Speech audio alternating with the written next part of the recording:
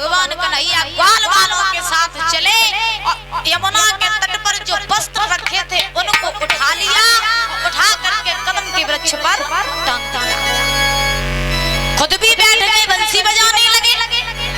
अब जब बंसी बजाने लगे तो हुआ ऐसा कि जब गोपियां स्नान कर रही हैं, स्नान करने के बाद में जैसे ही जल से बाहर आई तो परीक्षित महाराज हुआ ऐसा कि देखा क्या है कि तट पर जो वस्त्र रखे थे सो है ही नहीं। अब जब वस्त्र नहीं है तो गोपियां आपस में कहने लगी, बेना वस्त्र तो उतार करके हमने यही रखे थे, फिर वस्त्र कहां चले गए? अब भगवान कन्हैया वस्त्र को टांगे और कदम के वृक्ष पर बैठे बंसी बजाए रहे। और जब बंसी की धुन गोपियों के कानों में पड़ी तो गोपियां समझ गई कि ये और कोई नहीं सिर्फ कन्हैया के ही काम है। सो महाराज लज्जा की वजह से जितनी गोपियां थी सब जल में पुनः प्रवेश कर गई। अब सर्दी का मौसम है, सारी गोपियां जल में ठिठुर रही और कन्हैया कदम के वृक्ष पर बैठ करके बंसी बजा रहे। गोपियां बोली, ए कन्हैया तुम्हें लज्जा नहीं आती? जब तुम मेरे वस्त्र ले गए और तुमने कदम के वृक्ष पर टांग दिए, मेरे वस्त्र वापस दे दो। भगवान बोले, कौन से वस्त्र? कैसे वस्त्र? गोपियां बोली, जो तुम वृक्ष पर टांगे हो वो वस्त्र। भगवान बोले, जो वस्त्र थोड़ी ना है। गोपियां बोली, तो कहां है? भगवान बोले, जो तो मेरे कदम पे नए नए पुष्प आए, मेरे कदम के वृक्ष पे जो नए नए तरीका के फूल लगे हैं, ये वस्त्र नहीं है। गोपियां हाथ जोड़ के बोली, लाला मेरे वस्त्र में वापस दे दो। कन्हैया बोले, अरे जब होए तब तो दे।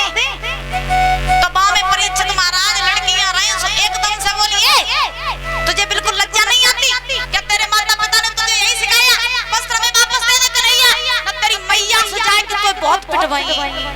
कन्हैया बोले, अच्छा मैया की धमकी दे रहे? गोपियों वस्त्र तुम्हारे नहीं मिलेंगे। हाँ मिलेंगे तब जब तुम जल से नग्न होकर के मेरे सामने खड़ी हो आकर के तब तुम्हें वस्त्र मिलेंगे, पहले जल से बाहर आओ। गोपियां बोली, लाला हम कैसे आ सकते हैं जल से बाहर? तुम यहाँ से चले जाओ, वस्त्र मेरे यहीं रख दो, हम वस्त्र पहन ले, इसके बाद में जल से बाहर आ जाएंगे। भगवान बोले, ना जब तक तुम जल से बाहर नहीं आओगी तब तक तुम्हें तुम्हारे वस्त्र नहीं मिलेंगे। अब गोपियां मन ही मन में समझ गई कि ये तो साक्षात ब्रह्म है और इससे लज्जा कैसी करनी, और इसके लिए तो हम रोज पूजा करते हैं, कन्हैया को हम पति मानते हैं, तो पति के सामने कैसी लज्जा, और ये तो साक्षात ब्रह्म है, साक्षात भगवान है, और भगवान के सामने वस्त्र पहनो फिर भी नग्न रहते हो और ना पहनो फिर भी नग्न रहते हो। तो गोपियां जितनी भी थी महाराज भगवान को ब्रह्म मान करके, अपना पति मान करके जल से बाहर आ गए। जब जल से बाहर आई है महाराज भगवान के सामने सारी गोपियां खड़ी हो गई।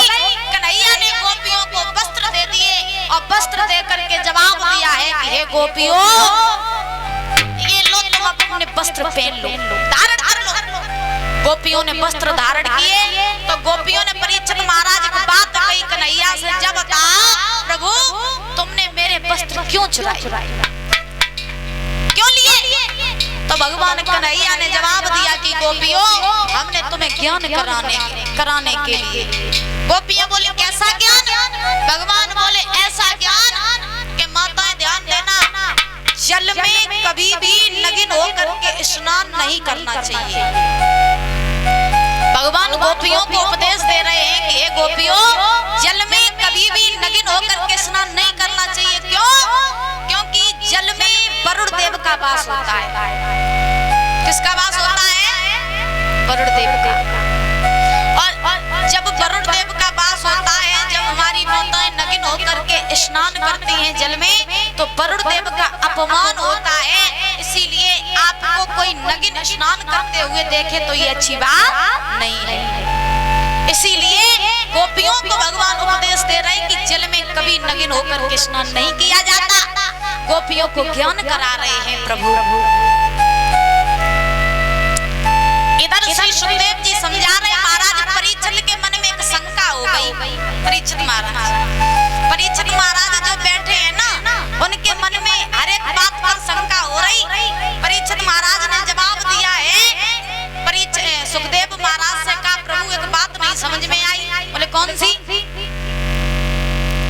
परीक्षित महाराज बोले ये बात कि भगवान कन्हैया ने गोपियों के क्या पहनने वाले वस्त्र चुराए थे,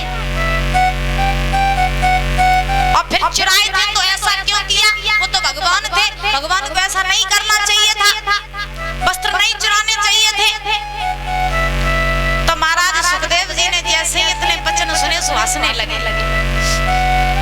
सुखदेव महाराज बोले परीक्षित तुम्हें नहीं पता है, भगवान ने गोपियों के पहनने वाले वस्त्र नहीं चुराए, भगवान ने गोपियों के मन में जो अज्ञान रूपी वस्त्र थे उनको चुराया था।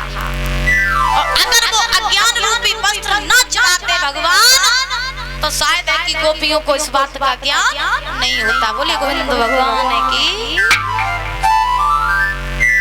आज